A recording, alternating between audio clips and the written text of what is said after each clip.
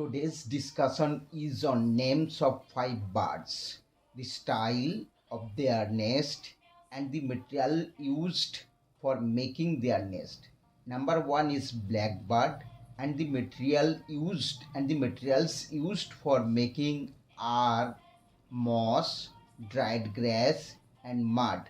Number two is robin. They use leaves, moss, hair, and rootlets to make their nest. Next comes goldfinch. Moss, thistledown, and wool are used by them to make their excellent nest.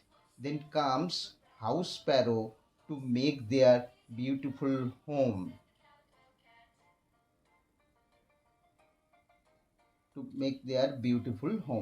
They use grass, straw, and feathers for making their nest. Next come num- Next comes the names of chaffinch. Number five is of chaffinch, and the material used by them are moss, lichens, cobwebs, and wool. Thank you for the day. Best of luck.